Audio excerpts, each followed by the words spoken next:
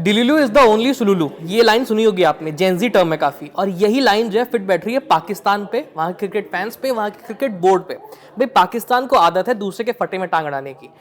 India और बांग्लादेश का मसला चल रहा था और पाकिस्तान उसमें कूद पड़ा, बदले में अपनी थूथू करवा ली।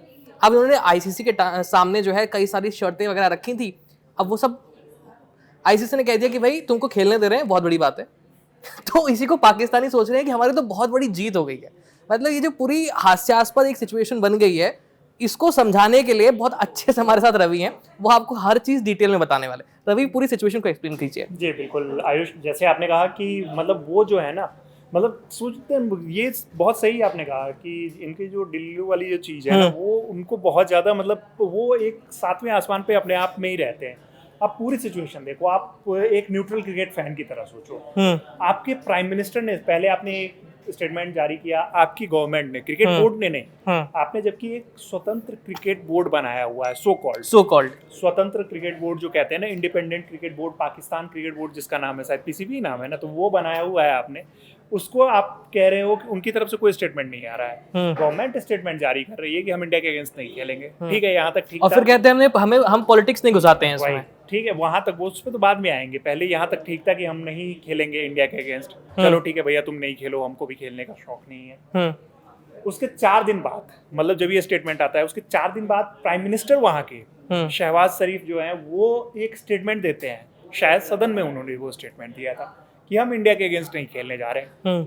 आज से पहले मैंने कभी भी ऐसी सिचुएशन में बहुत कम मतलब नेताओं को देखा होगा, और उसमें प्राइम मिनिस्टर, मतलब आपकी कंट्री का प्राइम मिनिस्टर आगे ये स्टेटमेंट दे रहा है कि हम इंडिया के अगेंस्ट क्रिकेट नहीं खेलने वाले। काफी ज्यादा मतलब खाली टाइम है उनके पास। सोच रहे हो कि वो प्राइम मिनिस्टर की चीजें वहां पे निकल के आ रही है।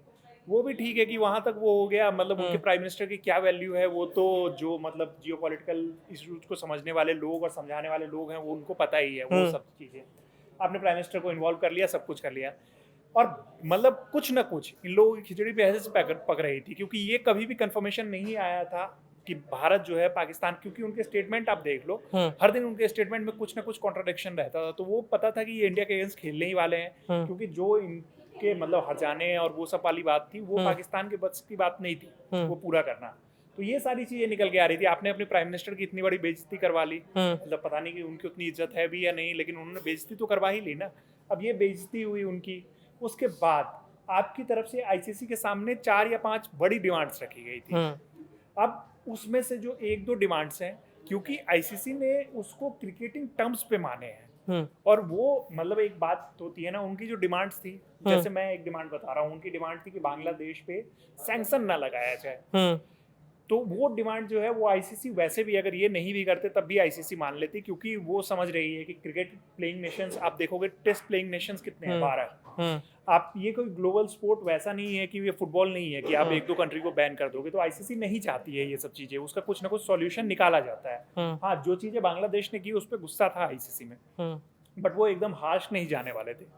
अब ये सब जो चीज़ें हो गई, तो अब ये अपने आप को एकदम सेलिब्रेट कर रहे हैं कि भैया हमने तो आईसीसी को झुका दिया, भैया हमने तो बीसीसीआई को झुका लिया। भाई आप अपनी डिमांड्स देखो, आपने 4 या 5 डिमांड्स की थी। आईसीसी ने क्रिकेटिंग ग्राउंड पे उन्होंने कि बांग्लादेश जो है उसको बैन नहीं करेंगे, क्योंकि एक मतलब छोटी कंट्री है यार, उसको बैन लगा ही देंगे, और 11 या 12 टेस्ट प्लेइंग नेशंस है, उसमें से अगर लगा देते हैं तो फिर क्रिकेट का इंटरेस्ट जो है वो लोगों का खत्म होना स्टार्ट हो जाएगा।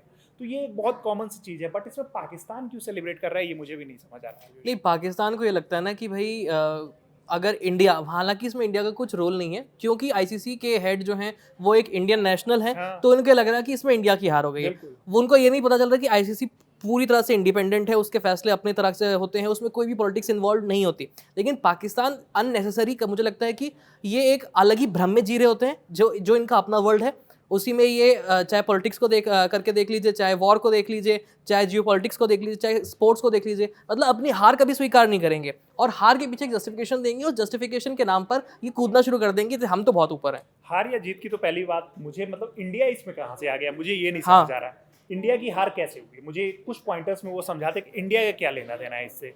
इंडिया ने ना तो ये कहा कि मैं बांग्लादेश के अगेंस्ट नहीं खेलूंगा, इंडिया ने ना तो ये कहा कि वो पाकिस्तान के अगेंस्ट नहीं खेलने वाले हैं, क्योंकि न्यूट्रल वेन्यू पे वो मैच खेलना था। इंडिया को कोई दिक्कत नहीं है खेलने में, उन्हें पता है कि वो वैसे भी पीट के आएंगे, तो उन्हें तो कोई दिक्कत है ही नहीं। अब बांग्लादेश की जहाँ तक बात थी, उससे भी उन्होंने नहीं किया, बांग्लादेश ने खुद से बकरा खड़ा किया था, और उस पर मतलब जो है पाकिस्तान बीच में आ गई थी। बीच में, तो इंडिया का तो कुछ लेना देना ही नहीं है। रही बात आप आईसीसी की करते हो, तो जब आईसीसी के प्रेसिडेंट हैं या फिर वहाँ पे संजोग गुप्ता भी है, तो आप जब सीईओ और प्रेसिडेंट आपका जो है वो इंडियन मूल का मतलब भारत का रहने वाला नागरिक है, इंडियन सिटीजन है, तो अब उनका वो रोना स्टार्ट हो गया है कि यार जो है ये इंडिया वाले बैठे हुए हैं, सो आईसीसी को इंडियन क्रिकेट काउंसिल बना दिया है। जबकि उन लोगों ने कभी भी, वो पहले भी आपको याद हो आयुष की बांग्लादेश से बात करने के लिए एक डेलीगेशन गया था, लेकिन बात बन ही नहीं पाई थी। यहाँ पे भी जो है वो डेलीगेशन जब आया उसमें बहुत सारी चीज़ें बात हुई, तो वो किसकी तरफ से किया गया? अगर वहाँ का प्रेसिडेंट नहीं चाहता या फिर सीईओ नहीं चाहेगा